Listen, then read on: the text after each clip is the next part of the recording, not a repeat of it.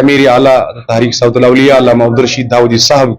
इसके ऊपर हम हर स्टेज पे भी बात कर रहे हैं और वक्त के हुक्मरानों से भी मुल्तमिस है उन्हें फौरी से फौरी तौर रिहा किया जाए ताकि वो भी अपनी जो दीनी फराइज है वो हुस्न खूबी अंजाम दे सके और जो उनका जो रवैया है दाइयाना तरीका है वो मबनी पर मोहब्बत, मबनी पर उखवत है, मबनी पर पीस है और किसी भी वायलेंस और टेररिज्म की उसमें का कोई उनसर कार फरमा नहीं है। और वक्त के हुक्मरानों से आपके इस माध्यम के वसीले से वास्ते से हम यही कहना चाहते हैं कि जितना जल्द हो सके उनको रिहा किया जाए ताकि वो जल्द अज जल्द अपना जो उनका फर्ज मनसबी है वो अदा कर सके और इस कश्मीर में वही आवाज और वही पैगाम घर घर पहुंचाए जो पैगाम लेकर यहाँ अमीर कबीर मीर सदील हमदानी अली रहमत और इदवान वारिद हुए थे, जिसकी आबियारी यहाँ के अवलियाई किराम और सूफियाई बासफा ने की है और उन उलमाई किराम को भी रिहा किया जाए ताकि वो मिशन वो फिर से आगे ले जा सके। हाँ, वालिदैन की नेग्लिजेंस है कि वालिदैन का जो लापरवाहियाना रवैया है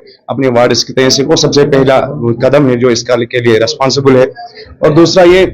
कि जो प्रॉपर गाइडेंस है पेरेंट्स की तरफ से वो नहीं हो रहे हैं। और तीसरा ये कि मॉरल गाइडेंस और मॉरल वैल्यूज इनकलकेट नहीं किए जा रहे हैं। जहां तक स्कूल्स की बात की जाए या कोचिंग सेंटर्स की बात की जाए, बड़े बड़े एकेडमिक कोर्स हम पढ़ाते हैं लेकिन कभी हम बादर नहीं कर रहे हैं इस चीज की तरफ कि हमारे बच्चे मॉरल वैल्यूज की तरफ आ जाए, ह्यूमन वैल्यूज और इथिकल वैल्यूज की तरफ आ जाए। इसलिए जरूरत इस बात की है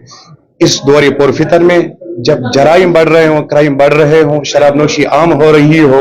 मुख्तलिफ जो जराइम है वो पनप रहे हैं सोसाइटी में, इस सिलसिले में हम तमाम लोगों को अवेक होना चाहिए, बेदार होना चाहिए। पेरेंट्स की बात करें, उनको अपना हक जो है वो किरदार जो है वो अदा करना है और जो टीचर्स है उन्हें जहां वो मैथमेटिक्स पढ़ाए, फिजिक्स पढ़ाए, वहां पे उन्हें मॉरल वैल्यूज और इथिकल वैल्यूज से भी आशना कराए और सिवा सोसाइटी के हर एक मेंबर को इसके लिए कदम उठाना चाहे वो सेमिनार्स की बात हो, काउंसलिंग की बात हो या दीगर इकदामात की बात हो। अगर वो सारे इकदामात उठाए जाए तब हम उम्मीद रख सकते हैं कि हमारी जो यूथ है वो राही रास्ते पर आ सकती है। इसीलिए तो अल्लामा ने कहा कि खुदाया मेरी आरज़ू यही है, मेरा नूरे बसीरत आम